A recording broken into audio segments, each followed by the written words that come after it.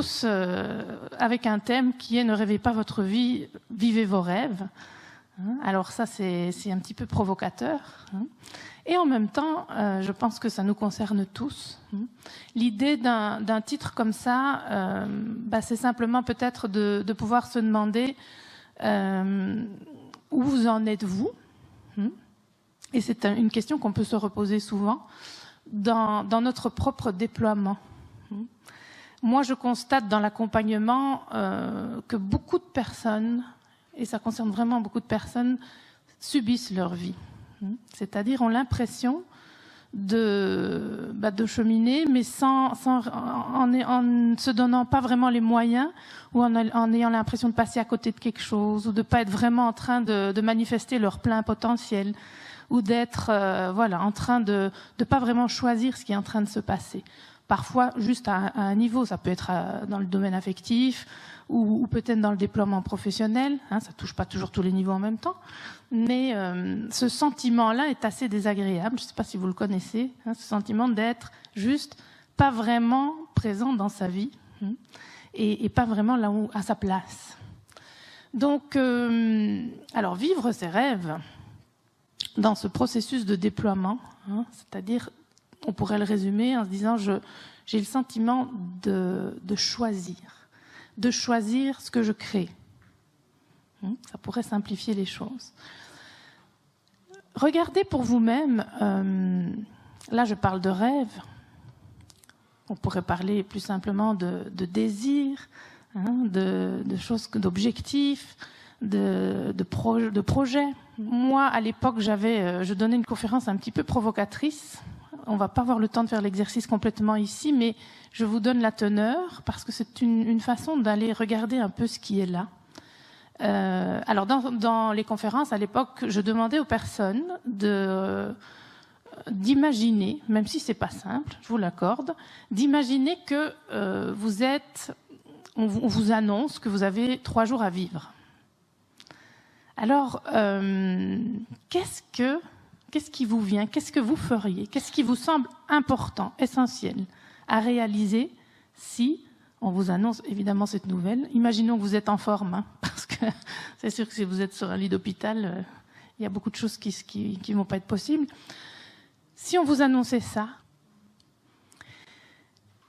évidemment c'est très difficile de se projeter comme ça en 3 secondes. Mais en attendant, c'est intéressant de se poser cette question.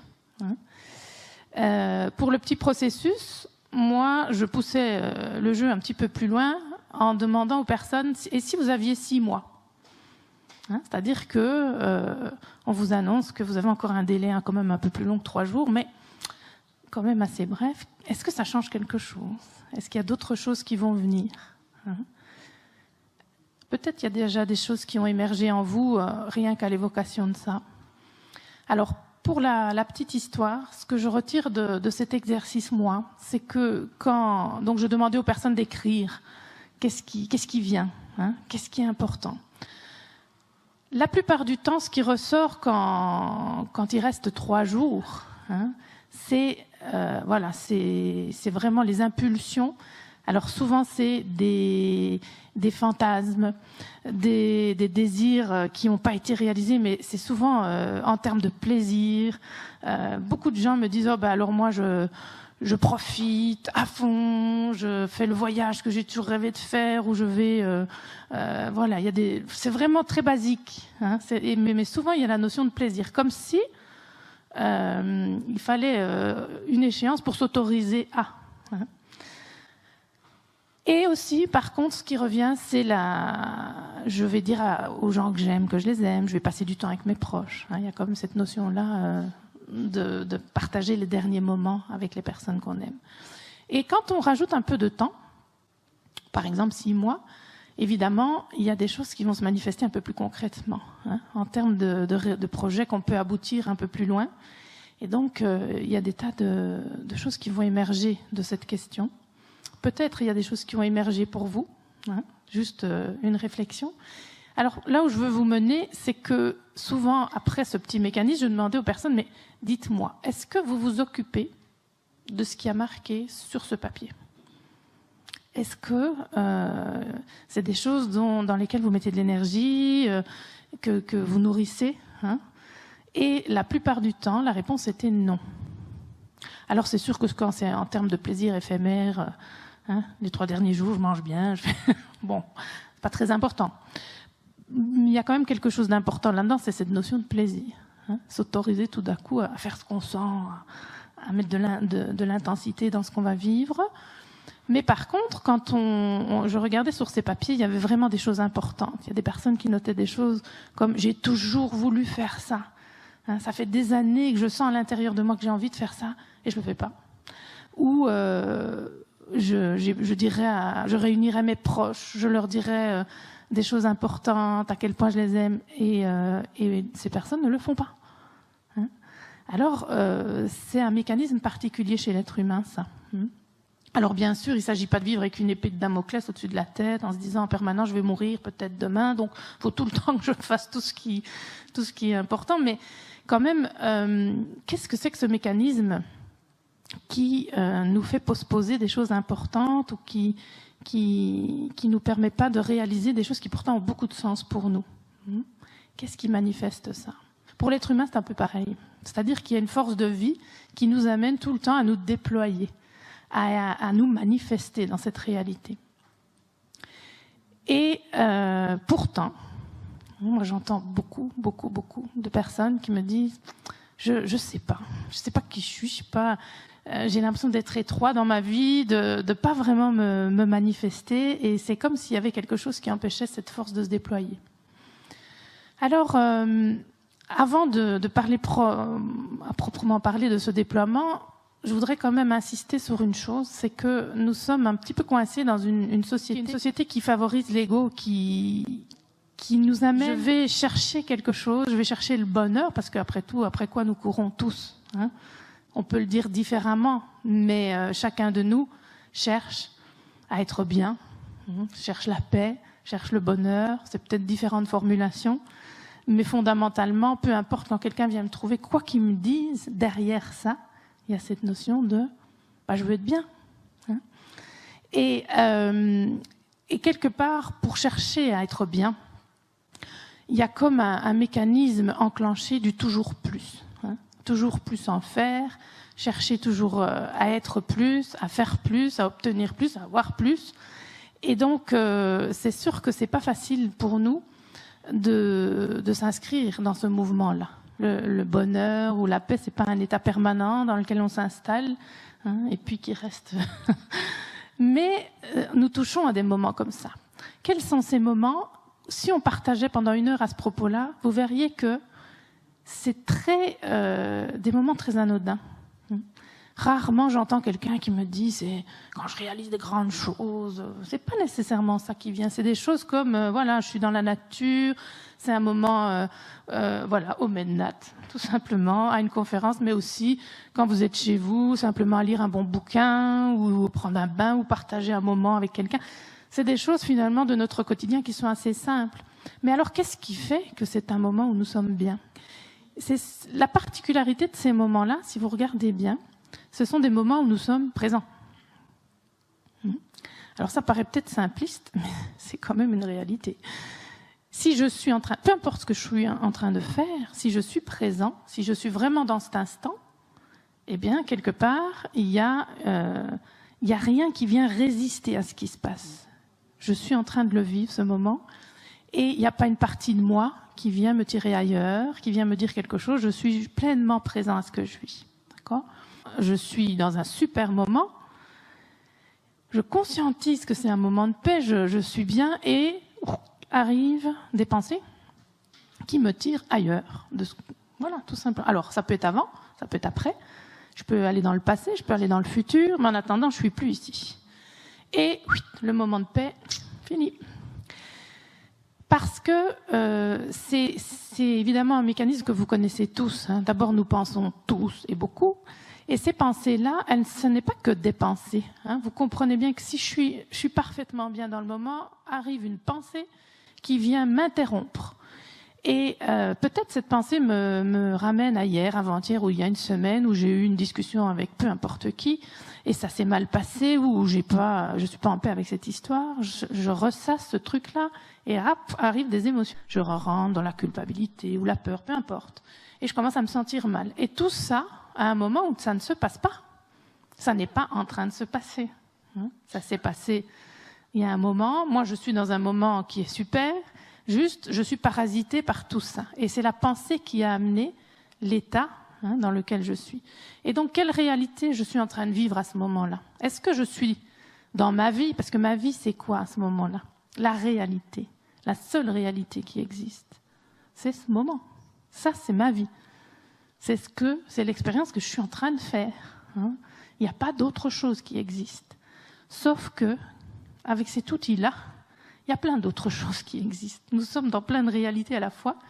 Et c'est tellement important que, malheureusement, je ne suis non seulement pas en train de vivre le moment qui existe, mais je suis en train de vivre autre chose qui n'existe pas et qui me fait vivre un état qui est en lien avec simplement des pensées et qui m'empêche d'être dans ce moment. Bon, ce que je suis en train de vous dire, vous le savez tous, et c'est sûr que c'est quelque chose que nous vivons en permanence. Et pourtant, les seuls moments où nous sommes vraiment bien, où simplement nous sommes dans la vie, dans notre vie, en train de la vivre, ça peut être n'importe quel moment. Tout moment où nous sommes vraiment présents, même si c'est un moment inconfortable. C'est encore un ingrédient en plus. Ce n'est pas nécessairement toujours des grands moments de béatitude. Un vrai moment, par exemple, vous êtes en discussion avec un ami et ça devient un petit peu intense, cette personne vous dit des choses et tout ça. Ben, même dans un moment comme ça, si vous êtes complètement présent, s'il n'y a pas quelque chose à l'intérieur qui résiste à ce qui se passe, qui vous dit « ça devrait être autrement, je devrais être ailleurs », eh bien, vous allez vivre pleinement cet instant et ça restera un moment sans résistance. Et ce sont des moments qui sont en général des moments pleinement vécus et qui restent des moments qu'on va appeler des moments de bonheur. Alors, du coup, on est en train de dire quelque chose ici, c'est que la pensée, le mental, a une influence importante, voire considérable, sur notre vie. Puisque les moments où nous sommes bien, c'est les moments où nous sommes là, vous sentez cette histoire de paix ou de bonheur, c'est quelque chose qui se passe dans la fluidité. Ça veut dire, je suis alignée. Quand je suis en train de vivre quelque chose, et ma tête, et mon corps, mes émotions, mon esprit, tout est là, tout est présent, en train de participer, de vivre cette expérience. S'il y a une partie de moi qui tire ailleurs, j'y suis plus, et je suis juste plus en train de vivre mon expérience. Peut-être que vous avez déjà compris et que vous vous êtes rendu compte que la plupart du temps, nous, les êtres humains, on ne vit pas pleinement nos expériences. Parce que, quand est-ce que ça s'arrête là? Nous avons beaucoup de mal à prendre conscience, nous, les êtres humains, de notre existence, juste de nous à nous. C'est clair que nous sommes en permanence dans la recherche de liens avec l'autre pour confirmer notre existence. C'est le rôle de l'ego, de nous manifester, de manifester notre identité parmi les autres et de faire en sorte que nous obtenions ces regards qui nous confirment. Du coup, cet ego, il prend beaucoup de place. Il prend beaucoup de place dans notre réalité et il crée, il est en permanence à la guet. Peut-être vous savez ça pour vous. De faire en sorte de bien faire, d'être accepté, de guetter tout à l'extérieur pour faire les choses comme il faut, pour obtenir du feedback positif, pour être reconnu, pour pas blesser, pour pas choquer, pour pas. On passe notre temps à nous adapter depuis que nous sommes tout petits pour essayer d'être cette bonne personne qui va recevoir du feedback positif. Et cet ego projette de la peur surtout. L'ego vit dans la peur de disparaître, que nous n'existions pas, tout simplement. Et donc, du coup, cet ego récupère le mental et prend le contrôle. Vous savez que l'être humain, il n'aime pas lâcher prise. Il n'aime pas laisser faire les choses. Et être dans le moment présent, ça veut dire laisser la vie s'écouler, être dans ce qui se passe, accepter l'expérience. Pour l'ego, c'est infernal. Mais créer sa vie, vous vous rendez bien compte que si j'ai des objectifs, c'est important d'identifier quels sont les objectifs, les rêves. On peut même dire rêves, c'est-à-dire les choses puissantes que nous avons en nous, qui ont envie de s'actualiser. Est-ce que ce sont des manifestations de l'ego ou est-ce que ce sont de réelles inspirations qui vont nous permettre de nous déployer? J'ai mis toute mon identité, toute ma vie dans un objectif qui est dans le futur, qui est ailleurs, qui est en dehors de moi. Et quand je l'obtiens, il se passe quoi? Et maintenant? Voilà, on revient à soi, parce que réaliser ses rêves, forcément, nous sommes hyper outillés, on entend ça toute la journée, il y a plein d'outils pour ça, qui nous poussent à aller de l'avant, etc. Mais attention à cette idée que je vais être heureux quand? Vous connaissez ça? Tout le monde connaît ça. Je serai bien quand?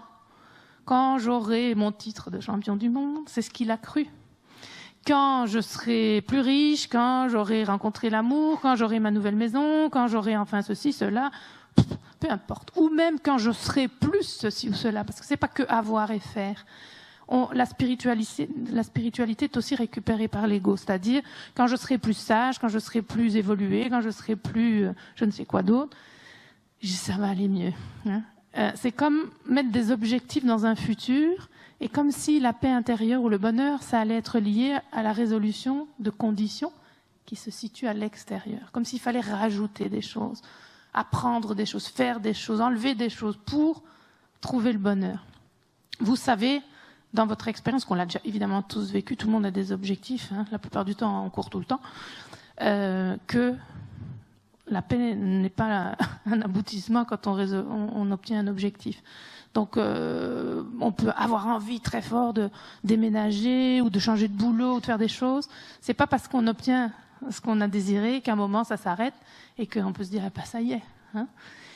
Donc c'est la même chose. Quand l'ego stimule les objectifs, c'est parce qu'il a un souci de réalisation, d'accord? Mais la réalisation pour l'ego, c'est vraiment en termes de je cherche à être quelqu'un. Comme si nous cherchions l'apaisement, et ça nous le cherchons, c'est sûr. L'apaisement à l'intérieur par le fait de réaliser des choses, de s'inscrire socialement, de prendre sa place dans le monde, etc. Quand c'est motivé par l'ego, il s'occupe souvent du futur, l'ego. Il voudrait que dans un futur, les choses aillent mieux parce qu'on va mettre en place des choses. Et il met toute l'identité dans l'obtention de quelque chose. Et quand on fait ça, souvent, soit on s'en rend compte, soit on s'en rend pas compte, mais quand on obtient quelque chose, malheureusement, la paix n'est pas là. Donc, c'est pas facile à la fois de parler de rêve, d'objectifs, de déploiement, tout en sachant que quand on est vraiment bien dans nos vies, c'est quand on est présent.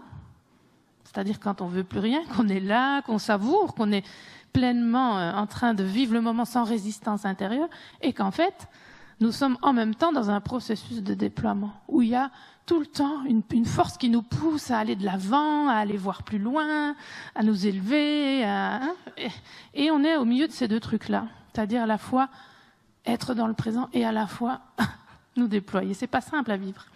Alors, je pense qu'il y a un dicton que tout le monde connaît qui exprime bien les choses, qui dit l'important c'est pas l'aboutissement, c'est pas le résultat, c'est le chemin. D'accord? C'est pas tellement ce qu'on va faire plus tard, quand on sera là-bas, ou quand ceci ou quand cela, peu importe les conditions. L'important, c'est la mise en route, c'est ce que nous vivons tous les jours, c'est le regard que nous portons sur notre vie, c'est l'attitude intérieure que nous avons, comment nous vivons, nous percevons, comment nous agissons, comment nous réagissons aux événements, et pas tellement ce que nous allons obtenir au final. Ça, on verra bien. Mais en tout cas, l'idée... Parce que sinon, notre vie se résume à quoi? Si vous prenez votre voiture pour aller quelque part, vous avez une destination, vous avez 1 heure de route. D'accord? Souvent, nous allons utiliser cette heure uniquement pour aller quelque part. Je dois aller au travail, ailleurs, chez un ami, peu importe.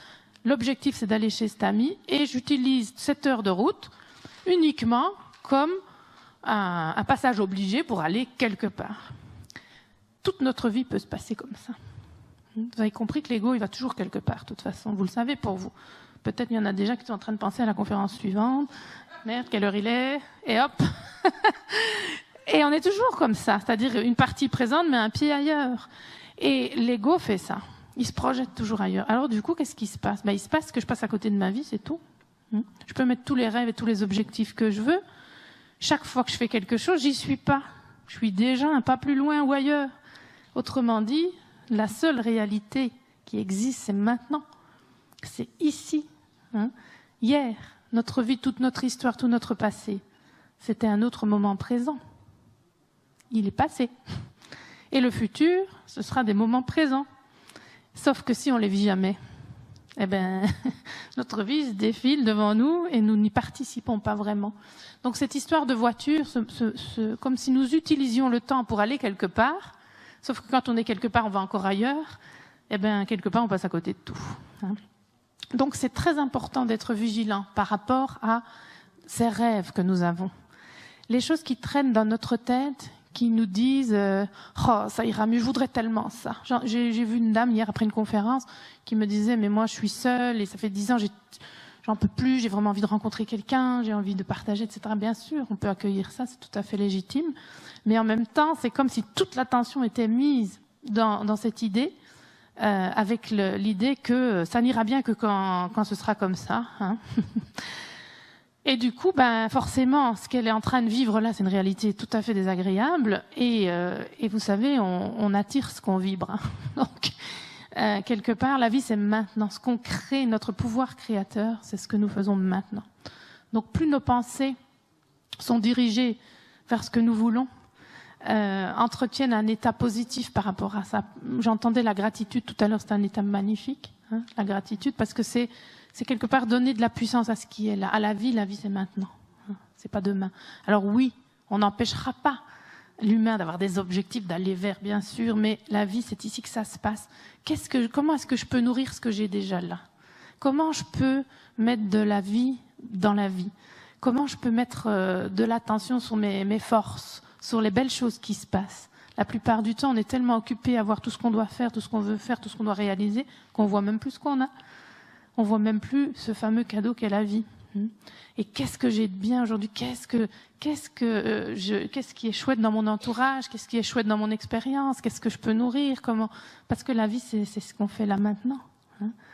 Donc, c'est vraiment important, et c'est aussi ce qui permet de déceler les vrais rêves. J'entends par là les idées inspirantes qui nous viennent par rapport à notre vie et qui sont vraiment source de déploiement. Parce que, moi, je pense aujourd'hui que l'être est amené à se déployer. Nous ne sommes pas faits pour être des poissons rouges qui vivons dans un bocal. Vous savez que les poissons rouges, si vous les mettez dans un petit bocal, tout petit, ils restent petits. Mais si vous avez décidé de mettre votre petit poisson rouge dans un étang, il va grandir, et sacrément grandir. Et ça, c'est incroyable. Oui, moi, je ne le savais pas non plus, mais maintenant, je le sais. Et ça veut dire quoi? Si vous laissez 10 ans, je ne sais pas combien de temps ça vit un poisson, je dis n'importe quoi, mais enfin, admettons, vous laissez 10 ans votre poisson dans le petit bocal, il va garder sa taille, il va tourner en rond dans son petit bocal, mais il ne bougera pas. Si vous le mettez dans un étang, il va devenir énorme. Pourquoi? Parce qu'il va s'adapter à l'environnement. Au bocal, la taille du bocal, ça va, ou il va pouvoir croître ou non. C'est pareil pour nous. Si on reste dans un petit bocal, c'est-à-dire ce que j'appelle la zone de confort, cette zone où finalement on n'expérimente plus réellement, on ne met plus de mouvement. La vie, c'est du mouvement. Si on va plus vers ça, qu'est-ce qui se passe? Il y a beaucoup de vies comme ça. On connaît, on reste dans sa bulle où on ne prend pas de risques, où on cherche à ne pas avoir le moins d'inconfort possible, ça c'est l'ego. Et quelque part, on va juste maintenir un périmètre de sécurité où finalement j'ai le sentiment d'avoir le contrôle. Le sentiment, je dis bien, parce que le contrôle, on l'a pas beaucoup. On a beaucoup l'impression de l'avoir, mais la vie fait son œuvre. Donc, et du coup, je vais rester comme le poisson rouge, puisque je suis dans un petit bocal, je grandis pas. Heureusement, la vie ne nous laisse pas trop faire ça. C'est-à-dire que quand même, c'est pas toujours très heureux, mais la vie nous pousse dans un mouvement. Elle nous amène des expériences. Parfois c'est dur, parfois c'est des ruptures, c'est la perte d'un boulot, c'est de l'insécurité, c'est de la solitude. Ça peut être des expériences parfois très difficiles, mais ce sont des expériences d'expansion. hein, parce que s'il nous arrive des choses comme ça, c'est qu'il y a un mouvement figé, hein, et qu'il faut des coups de pied aux fesses pour continuer son expansion. Et rester toujours dans le confort, c'est pas quelque chose qui est prometteur pour avancer. Donc maintenant, ce processus d'expansion-là, juste pour terminer ma pensée, c'est important de repérer ce qui est des objectifs illusions. Hein, ça va aller mieux quand je vais mettre plein de choses en place à l'extérieur, je vais mettre toute mon attention dans telle action, tel boulot, tel projet, peu importe ce que c'est, ça n'a aucune importance. Mais uniquement comme pour fuir mon vide intérieur, hein, comme pour aller chercher quelque chose à l'extérieur qui va faire que je suis enfin bien. Vous avez compris, ça marche pas. Hein. Et parfois c'est pire, parce que mon champion de moto, il s'est effondré. Il s'est effondré parce qu'il s'est dit, mais moi j'ai jamais fait que ça, toute ma vie c'était la moto, et maintenant je fais quoi? Je suis qui? Je suis personne, j'existe pas en dehors de ça. L'ego avait surinvesti complètement ce terrain. Alors peut-être que les gens l'envient, et disent, waouh, lui, il a réalisé son rêve, il a réussi, il est allé au sommet, oui, super. Et tout n'est pas acheté là-dedans, hein, parce que quand même, c'est une passion qu'il a et c'est super. Mais que si, comme l'ego a récupéré tout ça, ben, malheureusement, la paix intérieure souhaitée n'est pas au rendez-vous. Vous comprenez que tout est une attitude intérieure.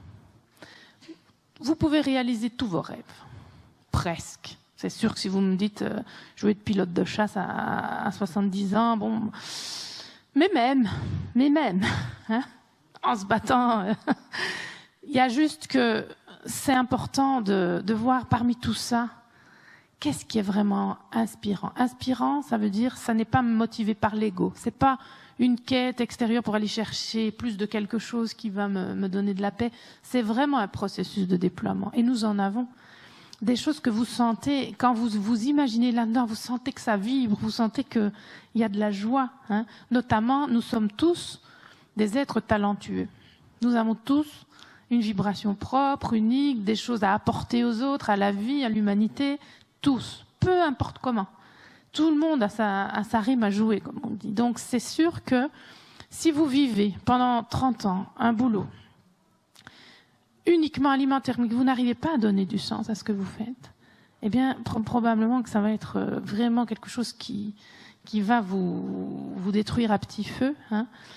C'est pas qu'on est obligé tous de faire des grandes choses, d'ailleurs, qu'est-ce que ça veut dire, des grandes choses? Mais c'est important de sentir qu'on apporte quelque chose. On a tous des compétences, des talents, des choses qui résonnent avec les autres. Hein. Et du coup, quand on est dans ces processus-là, on le sent. On est vraiment, il y a quelque chose qui nous attire, qui aspire. Et là où ça devient important, et où moi j'interviens au niveau de mon travail, c'est vraiment d'identifier déjà. Hein. J'ai beaucoup de mon travail aujourd'hui qui est une part de libération de l'ego, c'est-à-dire un vrai travail thérapeutique sur la capacité à ne pas être complètement tout le temps dominé par cette tension intérieure que l'ego provoque, pouvoir nettoyer tout ce qui est de l'ordre du passé, non pas comme un thérapeute qui tire ça en longueur, parce qu'aujourd'hui j'ai créé des expériences qui sont vraiment très très très porteuses et qui sont en 3 jours on fait déjà beaucoup de boulot, hein, parce que sans vouloir nourrir le passé, on peut clairement à un moment donné se libérer de tout ce qui traîne encore dans nos sacoches pour arriver à commencer à être présent dans ce qu'on vit, et ça c'est pas rien. Mais derrière ça, pour pouvoir réaliser ses rêves, entre guillemets, pour pouvoir vivre une vie qui a du sens, être au plein pouvoir de son pouvoir créateur, ça nous demande déjà aussi de différencier ce qui est vraiment nous et ce qui vient de l'ego. Et puis, la plupart des gens savent qu'il y a des choses à vivre, mais ils savent pas toujours quoi. Hein? Qu'est-ce qui va me déployer? Qu'est-ce qui fait que je vais rester en mouvement? Ils ne sont même plus conscients d'être dans une bulle de confort. Donc du coup, comment je vais pouvoir mettre en place quelque chose pour lancer ce mouvement-là? Où est-ce que je dois mettre de la vie dans ma vie? Où est-ce que je dois mettre du mouvement? Hein? Donc ça, c'est important de passer dans cette prise de conscience-là. Et puis, vous avez compris, il va falloir s'occuper de la peur. Hein? Parce que qu'est-ce qui fait qu'on reste dans une bulle de confort? C'est la peur. L'être humain vit dans la peur. Il y a tellement de peur. D'être jugé, rejeté, l'échec, la mort, disparaître. C'est toutes les mêmes peurs. C'est toute l'essence de la même peur. Donc, quelque part, s'occuper de la peur et du système de croyance. Vous avez compris aussi que la pensée est étonnamment créatrice. et de comprendre comment la pensée a été conditionnée pour nous. Qu'est-ce qui fait que je mets des saboteurs, comme Madame a dit tout à l'heure, qui font que je ne peux pas avancer, que je ne peux pas me déployer, même si j'ai identifié que, par exemple, j'ai vraiment besoin de changer d'air, de changer de lieu, de changer de boulot, de changer, peu importe. Pour aller vers là, encore faut-il que j'arrive à m'occuper de cette partie résistante en moi, qui me dit plein de choses, qui va manifester tout mon système de croyances et qui souvent a tellement d'impact que je bouge pas. Je bouge pas parce que c'est beaucoup trop apeurant. Donc, pour ceux que ça intéresse, moi j'ai mis en place une expérience qui s'appelle Oser sa vie au-delà de ses peurs, qui est une expérience de 5 jours. C'est très puissant. J'ai mis là-dedans tout ce que j'ai pu glaner comme expérience, comme compréhension, comme enseignement, mais surtout comme expérience en 5 jours pour vraiment traverser toutes ces couches et comprendre qui je suis intérieurement, comment mon ego, je peux me distancier. Qu'est-ce qui va remettre de la vie et du mouvement dans mon existence et surtout comment je peux lâcher la peur. Parce que la peur, c'est quand même ce qui nous empêche d'avancer.